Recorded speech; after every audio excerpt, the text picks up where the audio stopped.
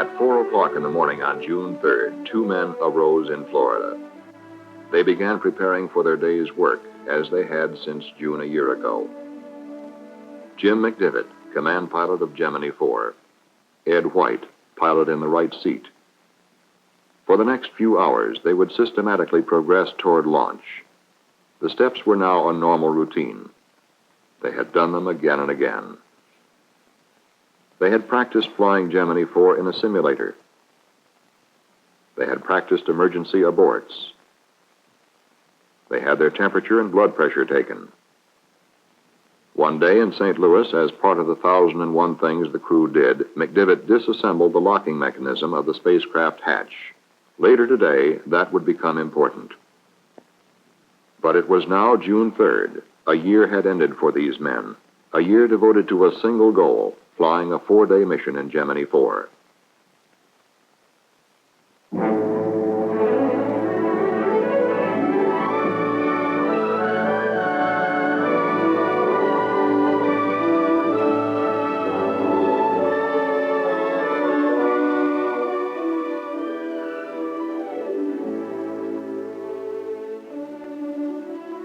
In America's first long-duration mission, Gemini 4 would complete 62 revolutions. The flight plan called for the spacecraft to be inserted into orbit at 32.5 degrees north latitude at 185 statute miles in altitude over Bermuda. People were already adding a new word to their vocabularies, EVA. It stood for extravehicular activity. Some were uncertain whether you said EVA or EVA, but regardless of the pronunciation, it would become an abbreviation of our time. The flight plan called for EVA to begin on the second orbit. Somewhere over Hawaii, the pilot was to open the hatch of a depressurized cabin and stand up. Over the west coast of the United States, he would leave the spacecraft and expose himself to space. For 12 minutes, he would perform maneuvers over the United States. He would return to Gemini 4 and continue the mission as the spacecraft neared the night side of the Earth over the Atlantic. This was the flight plan. A special EVA suit and life support pack had been designed and tested by NASA engineers in the Crew Systems Division. The EVA helmet has 3 visors. The inner visor is the normal suit visor which seals in suit pressure. Over it are 2 special visors. They are detachable and need not be worn throughout the entire mission. The outer or sun visor is easily recognized from its gold coating. It reflects both visible light and infrared rays. With it attached, only 10% of the sun's visible light is admitted. Beneath the sun visor, but not visible here, is an inner protective visor made of polycarbonate plastic. The Gemini suit has layers of aluminized mylar, nylon, and felt. In combination, they protect the astronaut against temperature and space particles. Special overgloves are worn to guard against extremes of space temperature if the astronaut should grasp the spacecraft during EVA. As the astronaut leaves Gemini, he is attached by a supporting umbilical line, 25 feet long. The umbilical is actually one assembly consisting of 3 elements: a nylon tension line, electrical wiring, and an umbilical line. The nylon line, or tether, is shorter than the umbilical line. It takes all loads exerted during EVA and can withstand 1,000 pounds of pull. The electrical wiring enables the astronaut to maintain direct communication with his command pilot. It also records biomedical readings for ground surgeons. The umbilical line furnishes oxygen to the suit from the spacecraft's primary oxygen system. The life support pack, mounted on the parachute harness, contains an emergency oxygen bottle. If the umbilical line should fail, the astronaut would have enough oxygen to support him for at least 9 minutes, more than enough time for him to return to the spacecraft safely in an emergency. The pilot also carries a small maneuvering unit during EVA, the so-called space gun. Designed by NASA engineers of the Flight Crew Support Division, the gun provides a limited amount of thrust from compressed oxygen for basic maneuvering experiments. Gemini 4 is counting down on the launch pad. As the count goes into its final 2 hours, the crew arrives at pad 19. There have been no holds. The weather is good. The astronauts enter the elevator and ride it to the Erector White Room, which surrounds Gemini 4. The crew enters the spacecraft. The hatches are sealed. 7:32 Eastern Standard Time. The crew is now a part of the countdown. They begin checking out the spacecraft systems. It is T-minus 100 minutes. The launch vehicle and spacecraft continue the clean count, interrupted only by a balky erector which didn't want to lower properly. That cost us some time, but presented no serious problem. At T-minus 30 minutes, the pad was cleared. Now there is just a spacecraft, launch vehicle, and 2 men on top of it. All systems are good at this time. The launch control at the Cape. T-minus 10 minutes and counting. 6 minutes before launch. The spacecraft test conductor signed off to the spacecraft with these final words. Okay, Jim, have a good flight. 5, 4, 3, 2, 1, 0. Ignition. Start. Liftoff.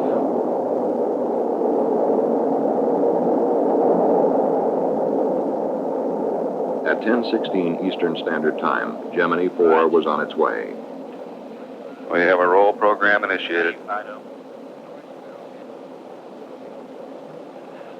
Flight to have started. And in sync. Roger. Roll program completed. McDivitt reports. And the pitch program has been initiated. Roger. Mark 50 seconds and we're go. Guidance reports a go. The flight trajectory looks very, very close to right on the nominal value. Looks good. Flight data pretty noisy, but we're okay. Flight Fido, good on Mach 3, a little high. And Jim McDivitt reports Gemini 4 is go for staging, which will occur in a very few seconds. Just go. We have staging, and it's been confirmed here on the ground. Thrust looks good. Gemini 4 entered orbit with an insertion velocity of 25,745 feet per second, within 11 feet per second of planned velocity. The apogee of the first orbit was 177.6 statute miles. The perigee, 100.8 statute miles. Command pilot McDivitt started to work at once, attempting to fly an airplane formation with the second stage of the launch vehicle. The full resources of NASA in Houston were on hand to support Gemini 4. From a new 3-storied building, flight controllers at the Manned Spacecraft Center assumed direct control of the mission for the first time in the space program. The mission director now checked the status of a possible rendezvous. Ask him about his track with the launch vehicle. Roger. I haven't sighted this time. It's directly below me, about 4 or 5 feet up at a thrust downhill. Roger. Everything seemed favorable at that time. But as the first orbit progressed, the second stage of the launch vehicle drew away. Roger, Private. We still have the booster. We're out quite a ways from it now. It's taken a little more fuel than we had anticipated. To really make a major effort to close this last thing or to save the fuel? The answer was almost immediate from the mission director. You might tell him, as far as we're concerned, we want to save the fuel. We're concerned about the lifetime more than we are matching that booster. Okay. And that was it. Okay. The second stage of the launch vehicle went on to become simply Space Object 1391. It would burn up over the mid-Atlantic 2 days later. Gemini 4. Okay, we're giving you a go for your EVA at this time. Okay. The crew started their checklist for EVA, but Command Pilot McDivitt decided not to rush things. He elected to go for EVA on the third revolution. Hawaii, Gemini 4. Go ahead, Gemini 4. Next pass around. I don't think we want to try it. Very good. Roger, I understand. Next pass around. Tell him we're happy with that. Most of the world waited 100 miles below. The crew had completed final preparations. The cabin was depressurized and the hatch open. Coming up on Hawaii, McDivitt reported that he was satisfied and ready to begin EVA. Surgeon, you ready to have him get out? Roger, flight. We're go. He's got some nice elevated rates, which we expected, and he's really speeded it up, but he looks great. Let's go. Okay. Hawaii, Houston flight. Houston flight, Hawaii, Capcom, go. Tell him we're ready to have him get out when he is. Gemini 4, Hawaii, Capcom. We just had word from Houston. We're ready to have you get out whenever you're ready. Okay, we've got our go now, is that right? Affirmative. Okay, we're still doing a little work right here. Roger, understand. Get his status, Hawaii. Gemini 4, Hawaii, Capcom. Okay, I'm separating from the spacecraft. Okay, separate from the spacecraft at this time, Hawaii. Okay, my feet are out. Okay, let's do I think I'm dragging a little bit, so I don't want to fire the gun yet.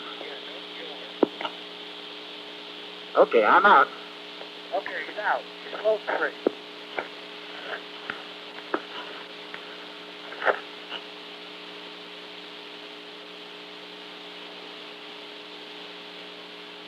Okay, I put a little roll in, took it right out.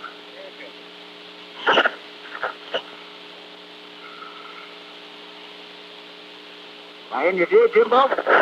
Well, you know, I can't see it on the screen. Don't sweat it. I'll come over to you.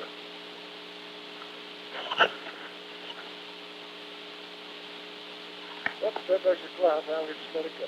All right. Okay, I rolled off, and I'm rolling to the right now. Under my own influence. There goes a... Looks like a thermal blast, Jim. It is, yes. All right. Now, I've come above the spacecraft. I'm coming back down now. I'm under my own control. Okay, I'm coming over. It looks beautiful. I feel like $1 million. I'm coming back to you. The gun works real good, Jim. Let me get over here where I can see. Yeah. Well, I got me upside down. Okay, don't fire the thrusters. Make that flag look pretty. Yep. Okay, I'm right by the stud antenna now. Okay. Listen, let me get some notes for you there. I ought to be getting some tremendous pictures of you. Let me try again with the Hasselblad. Okay, I think I've exhausted my Okay. air now. Stay right there. I had very good control with it. I just needed more air. Okay, stand by. Let me take a couple pictures of it. All right. Tell them what you think. That's right. Capcom, it's very easy to maneuver with the gun. The only problem I have is I haven't got enough fuel. I've exhausted the fuel now, but I was able to maneuver myself out front of the spacecraft back. I maneuvered right up back on the dock of the adapter. Just above Jim, came back into his view. This is the greatest experience. It's just tremendous. Right now, I'm standing on my head, and I'm looking right down. It looks like we're coming up on the coast of California. As I go in a slow rotation to the right. There's absolutely no disorientation associated with it. One thing about it, when Ed gets out there and starts wiggling around, it sure makes the spacecraft tough to control. Okay, I'm drifting down underneath the spacecraft. There's no difficulty with recontacting the spacecraft. It's all very soft. Particularly as long as you move nice and slow. I feel very thankful to have the experience to be doing this. I'll bring myself in and put myself out into your view, Jim. Is he taking pictures? Okay, do you want me to maneuver for you now, Ed? No, I think you're doing fine. What I'd like to do is get all the way out, Jim, and get a picture of the whole spacecraft. I don't seem to be doing that. Yeah, I noticed that. You can't seem to get far enough away. No. Texas, remote your air to ground. California, go local. I'm coming back down on the spacecraft. Listen, it's all the difference in the world with this gun. When that gun was working, I was maneuvering all around. Just for your information, Ed, we're only down to 48% on our O2. Okay. ECS O2 pressure is about 830, so stay right up there. Let me get a picture of it. Can you see the camera here? Yeah. No, not now. I'm out of it. You got about 5 minutes. Okay, I won't let myself go out now.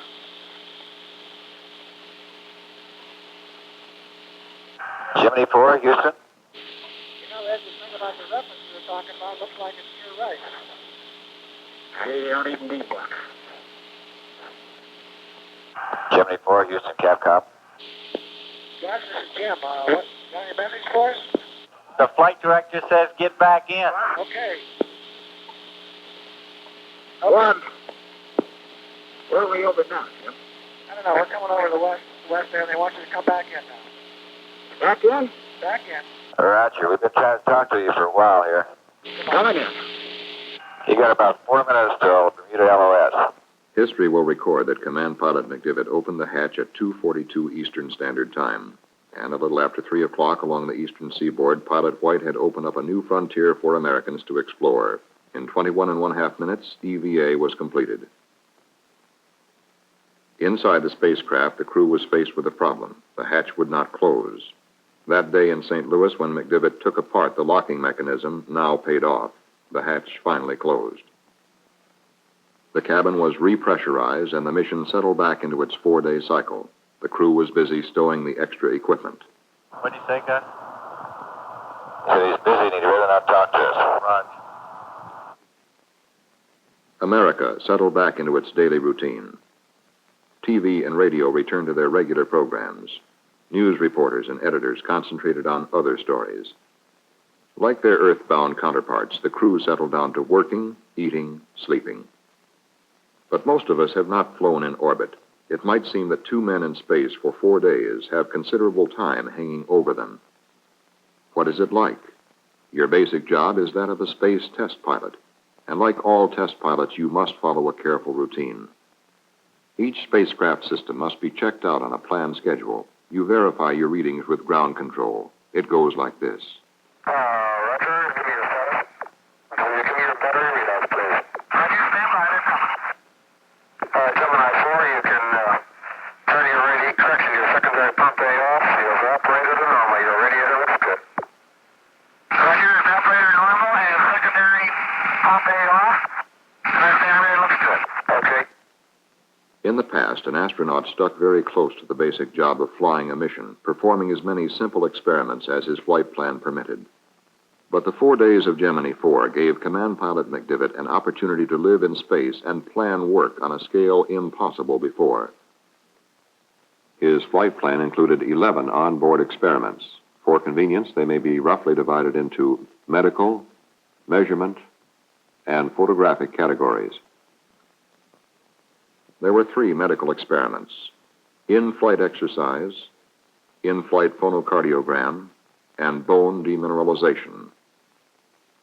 The 5 measurement experiments included measurement of radiation, spacecraft exterior, radiation, spacecraft interior, measurement of the electrostatic charge accumulated on the spacecraft exterior, measurement of the direction and amplitude of the Earth's magnetic field, sextant-type measurements for navigation study. And finally, there were 3 photographic experiments: synoptic weather photography, synoptic terrain photography, Earth limb photography. All 11 experiments are important in increasing our knowledge of how man will live and work in space, but the photographic experiments are visually more interesting to us. As Gemini 4 swept over Africa, it looked down on the ancient Nile Delta from approximately 120 miles in space. In a single photograph, it caught a view that includes portions of 7 countries in which some 25 million people live. Experts identify Alexandria dead center screen at the bottom of the frame. This is Port Said, entrance to the Suez. Tel Aviv and the Dead Sea, with their long historical associations, are left screen. And to the right, almost parallel, lie the Red Sea and the Gulf of Suez. The Earth's limb, or boundary layer of red and blue above the atmosphere, was the subject of another experiment. Reduced to a gray scale by filters, these photographs will be studied with a microdensitometer to determine the excess elevation of the blue limb above the red as an aid in space navigation. The experiments were conducted throughout the entire mission, and all were completed. On the second day, as Gemini 4 came within range of Hawaii, it set a new American space record. Everyone was pretty casual. Also would like to congratulate the new American space flight record. Congratulations. Roger, we got 5 more to go. People went to work and returned home. In many parts of the country, it was already summer. With the weekend coming up, the cars were heading for the beach. The mission of Gemini, to live and work in space for 4 days, went on. Food has been planned as a working man's ration. 4 meals a day, 2,600 calories. Laid out on a table, it looks a little different from a regular meal. Plastic packages with bite-sized meals or freeze-dried food to be reconstituted with water. But it was good, solid, everyday fare. Meat, salmon, chocolate pudding, chicken, potato soup. After the first day, the astronauts ate the prescribed 4 meals a day. They would come down with only a portion of the last meal left. But sleep in space required an initial adjustment by the crew. It was somewhat like sleeping out under field conditions. Each astronaut showed individual patterns of response to the new environment, and White seemed to sleep more restfully than McDivitt.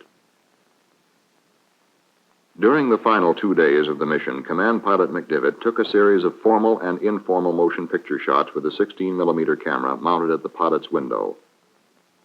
The camera turns inward. For a brief moment, we are able to ride tourist class with Gemini 4, watching the crew at work. We catch a glimpse of a space sunrise, flaring in brilliant color over the Earth's horizon. Using the same camera, McDivitt photographed ground objects, including this small island in the Gulf of Mexico off the Texas coast. On another occasion, he photographed approaches to Yuma, Arizona. The detail seen here shows great promise for scientific exploration of the Earth, heretofore impossible. Using this technique, we could chart the major currents of the ocean, study weather patterns, and map the geology of the Earth. Shortly after the new shift came into mission control on the 4th day, the first spacecraft problem arose. The computer did not function. Be advised that even when I turn off the computer operating switch, I still have the malfunction light on. We'll work on it. We'll give you an answer when we get one. The malfunction was pinpointed in the 49th revolution. When it did not clear up, Mission Director Christopher Kraft made a decision. Gemini 4 would go to a rolling re-entry. He immediately queried the command pilot. Hey, Gemini 4, what is your feelings on a rolling re-entry versus a 90-degree bank angle? We're recommending rolling here. Yeah, get the job done, so why don't we go ahead with it? The 60th revolution, the 4th day, and the computer out, but no problem. The flight surgeons made their final checks. Both men were busy stowing equipment. Now it was the 62nd revolution, coming up on Hawaii. The orbital attitude and maneuver thrusters were fired to assure orbital decay and re-entry if the retrograde rockets did not fire. Now television and radio were back again. A nation paused on a Monday morning, waiting to fly in with the crew of Gemini 4. Give him an 8-minute mark to retrofire. Gemini 4, Hawaii, stand by for an 8-minute mark to retrofire. 2, 1, mark. Mark. Gemini 4 would fly the same type of re-entry as Gemini 2, an earlier unmanned flight. We will illustrate the re-entry of McDivitt with film from that flight. This is an onboard camera, Gemini 2, looking through the spacecraft window. The film is reproduced at 4 times normal speed. Feeling great. How about you? Gemini 4, Houston, Capcom. Oh, Houston, Gemini 4. Roger, you started your rolling re-entry? Roger. Your weather is still very good, Jim. Okay. Communications with the ground break off, but the onboard tape recorder is running. We listen to 2 men returning to Earth after 4 days in space. Look at us. We're making some fire too. Yep, we're putting our ionization layer out. They're not reading us anymore now, brother. There goes Florida. Is that Florida? I believe this. See it on your side? Yeah. They're red hot, Jim. Sit back and relax. We ain't gonna do much about it from here out. No.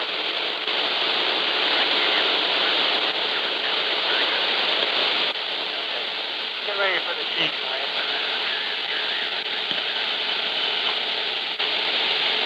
I think we got now about 5 feet. What would you say, Bill? It's only going up and You know, it's kind of nice to have some views out here.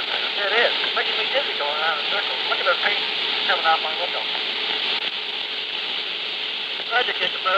We're just about ready to put the parachute up. Stand by. Okay, parachute's coming. And the read. There's the T-read. And it's a good one, isn't it? There's the Nobody can read me now, but does that parachute look great? You're not kidding. During re-entry, the USS Wasp launched 13 search and recovery aircraft. Gemini 4 splashed down at 12:13 Eastern Standard Time, June 7, 1965. It was sighted by a search aircraft 7 minutes later. Navy frogmen swiftly attached the flotation collar, and at 12:39, Command Pilot McDivitt opened the hatch. Both men took a deep gulp of fresh air. 4 days in space had ended. The command pilot requested a pickup by helicopter, and in a matter of minutes, the prime recovery helicopter had the crew safely on board. They were flown to the deck of the Wasp.